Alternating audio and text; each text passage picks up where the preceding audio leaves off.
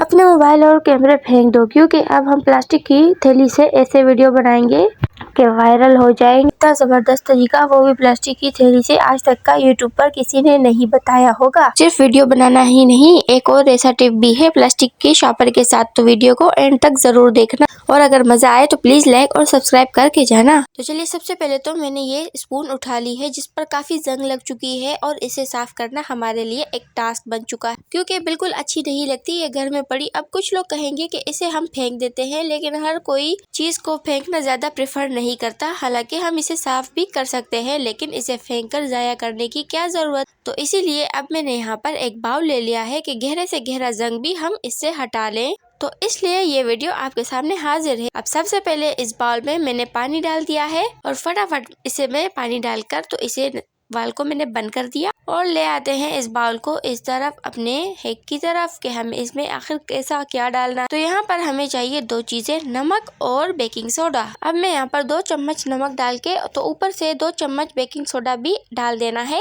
अब फटाफट से इसे मिक्स कर लेते हैं, ये हमारा सोल्यूशन एकदम से रेडी हो जाए। अब यहाँ पर सब कुछ मिक्स हो चुका है, तो इसमें हम क्या करते हैं कि अपनी इस तरह की जंग लगी हुई स्पून्स को अब डालना स्टार्ट कर देते हैं। इसमें एक एक करके सारी डाल देनी है, और इस पर लिड बंद कर देनी है सही से फिट करके, और इसे हम ओवरनाइट छोड़ देंगे। आप 4 से 5 घंटे भी छोड़ सकते हैं अगर आपके पास वक्त कम है। मैं इसे पूरी ओवरनाइट छोड़ूंगी ताकि ये अच्छे तरीके से काम कर सके। अब यहाँ पर पूरी रात गुजरने के बाद मैंने इसे दोबारा से उठाकर चेक करने के लिए उठा लिया है, और मैं देखूंगी कि क्या ये रेडी है, साफ हो चुकी है।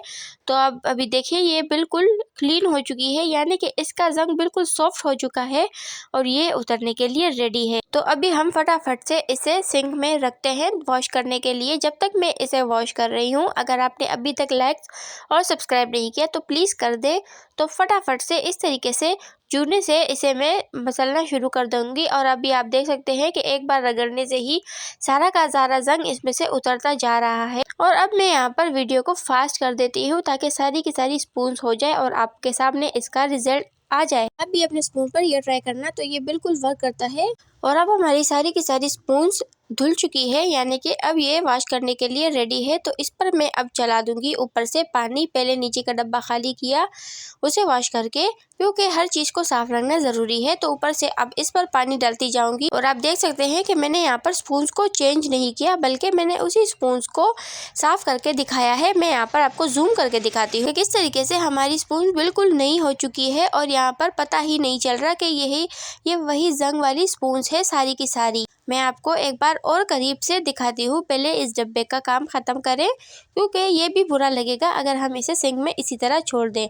तो आप देखें ये कितनी तरीके से नीट एंड क्लीन और बिल्कुल शाइनी शाइनी और नई हो चुकी है। आप भी इस तरीके से ये छोटी छोटी चीजें करके तो अपनी सारी स्पून्स को साफ कर सकते हैं, अपने घर को साफ कर सकते हैं, और काफी तारीफें बटोर सकते हैं, और ससुराल में अपने पैर भी जमा सकते हैं। तो अब चलते हैं प्लास्टिक की थैली से ऐसा क्या कमाल करने वाले हैं हम कि सारे देखकर हैरान ही रह जाएंगे। और अगर यहाँ तक पहुँच चुके हैं तो लाइक और सब्सक्राइब करना तो आपका फर्ज बनता है। अब ग्लूब को हम किस तरीके से यहाँ पर डालने वाले हैं कि अब माचिस की जरूरत भी नहीं। हम ये हैक सुस्त लड़कियों वाले हैक है। कभी कभार मेरा खुद का भी दिल नहीं चाहता, आपका भी दिल नहीं चाहता होगा सर्दियों की वजह से कि हम ये कोयल लगाएं और फिर हाथ धोने पड़ जाए हमें, तो बिल्कुल दिल नहीं करता कि इसको लगाएं।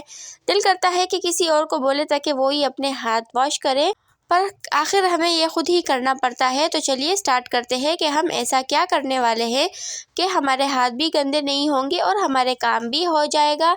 तो ये देखिए प्लास्टिक की शॉपर को मैंने अपने हाथों पर ग्लव्स की तरह चढ़ा दिए हैं। यहाँ पर आप ग्लव्स का इस्तेमाल कर सकते हैं, नहीं है तो खुद बना ले, नहीं आता तो आपने फिर ये वीडियो नहीं देखी। तो अब हम क्या करेंगे कि इस तरीके से इसे ग्लूब को खोलना स्टार्ट कर देंगे। अगर आपको ये 2 मिनट में खोलने का तरीका नहीं आता तो फिर मैं अगली वीडियो में आपको वो भी सिखा दूंगी कि किस तरीके से बीच में प्रेस करते करते करते तो हमारा ये कोयल जो है ये एकदम से खुल जाता है। कुछ इस तरीके से आप देखें 2 टुकड़ों में डिवाइड हो चुका है। भी एक हैक है, लेकिन इसके पीछे एक सीक्रेट है, चाहे तो आप कमेंट में पूछ सकते हैं, तो मैं आपको नेक्स्ट वीडियो में जरूर बताऊंगी। और इस तरीके से मैंने कोयल को खोल दिया है और अब मेरे को हाथ धोने की जरूरत भी नहीं। कुछ इस तरीके से अब मैं शॉपर्स को हाथ से उतार कर फेंक देती हूँ और मेरे हाथ धोने की जरूरत ही नहीं। और इस कोयल को हम लगा सकते हैं। तो है ना कमाल का है। अगर इसमें से कोई भी बात थोड़ा सा भी आपको पसंद आया हो तो प्लीज लाइक कर दें।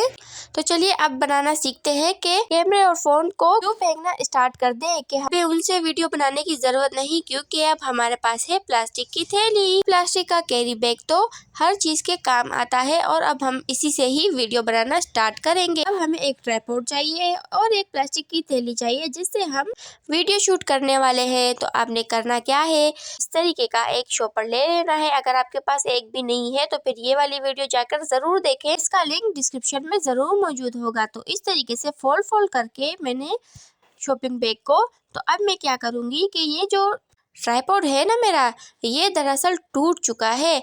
अब आप पूछें कहाँ से टूटा, बिल्कुल सही सलामत है।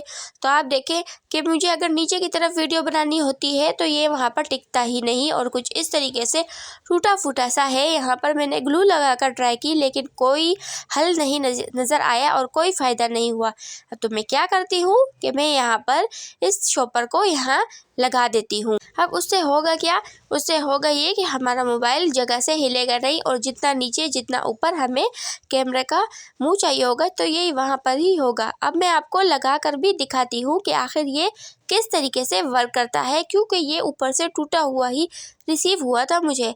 अब मैं यहाँ पर इसमें अपना मोबाइल अटैच कर रही हूँ। तो आप देखें कि ये सिर्फ सामने की दीवार की वीडियो शूट कर रहा है। अब मैं यहाँ पर क्या कर रही हूँ कि पीछे से मैं थैली को अटैच कर रही हूँ और आप देख सकते हैं कि थैली अटैच करने के बाद ये अब इसे थोड़ा सा और सेट करती हूँ।